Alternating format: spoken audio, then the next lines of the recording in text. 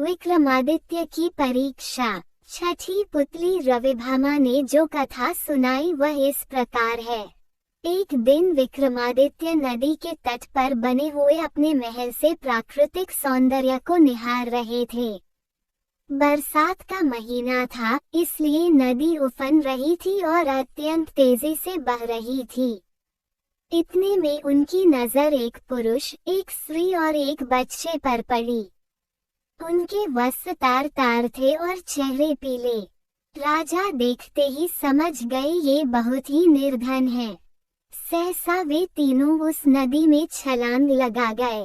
अगले ही पल प्राणों की रक्षा के लिए चिल्लाने लगे। विक्रम ने बिना एक पल गवाए नदी में उनकी रक्षा के लिए छलांग लगा दी। अकेले तीनों को बचाना संभव नहीं था, इसलिए उन्होंने दोनों बेतालों का स्मरण किया। दोनों बेतालों ने स्त्री और बच्चे को तथा विक्रम ने उस पुरुष को डूबने से बचा लिया। तट पर पहुंचकर उन्होंने जानना चाहा वे आत्महत्या क्यों कर रहे थे। पुरुष ने बताया कि वह उन्हीं के राज्य का एक अत्यंत निर्धन ब्राह्मण है जो अपनी दरिद्रता से तंग आकर जान देना चाहता है। वह अपनी बीवी तथा बच्चे को भूख से मरता हुआ नहीं देख सकता और आत्महत्या के सिवा अपनी समस्या का कोई अंत नहीं नजर आता। इस राज्य के लोग इतने आत्मनिर्भर हैं कि सारा काम खुद ही करते हैं, इसलिए उसे कोई रोजगार भी नहीं देता। विक्रम ने ब्राह्मण से कहा कि वह उनके अतिथिशाला में जब तक चाहे अपने परिवार के साथ रह सकता है तथा उसकी हर जरूरत पूरी की जाएगी। ब्राह्मण ने कहा कि रहने में तो कोई हर्ज नहीं है, लेकिन उसे डर है कि कुछ समय बाद आतिथ्य में कमी आ जाएगी और उसे अपमानित होकर जाना पड़ेगा। विक्रम ने उसे विश्वास दिलाया कि ऐसी कोई बात नहीं होगी और उसे भगवान समझकर उसके साथ हमेशा अच्छा बर्ताव किया जाएगा। विक्रम के इस तरह विश्वास दिलाने पर ब्राह्मण परिवार अतिथिशाला में आकर रहने लगा।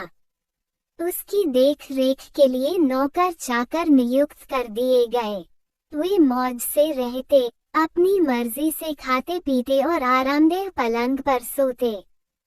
किसी चीज की उन्हें कमी नहीं थी, लेकिन वे सफाई पर बिल्कुल ध्यान नहीं देते। जो कपड़े पहनते थे उन्हें कई दिनों तक नहीं बदलते। जहां सोते वहीं थूकते और मल मूत्र त्याग भी कर देते। चारों तरफ गंदगी ही गंदगी फैल गई। दुर्गंध के मारे उनका स्थान एक पल भी ठहरने लायक नहीं रहा। नौकर चाकर कुछ दिनों तक तो धीरज से सब कुछ सहते रहे, लेकिन कब तक ऐसा चलता। राजा के कोप की भी उन्होंने परवाह नहीं की और भाग खड़े हुए। राजा ने कई अन्य नौकर भेजे, पर सबके सब एक ही जैसे निकले। सबके लिए यह काम असंभव साबित हुआ। तब विक्रम ने खुद ही उनकी सेवा का बीड़ा उठाया। उठते बैठते, सोते जगते वे ब्राह्मण परिवार की हर इच्छा पूरी करते। दुर्गंध के मारे माथा फटा जाता, फिर भी कभी अपशब्द का व्यवहार नहीं करते।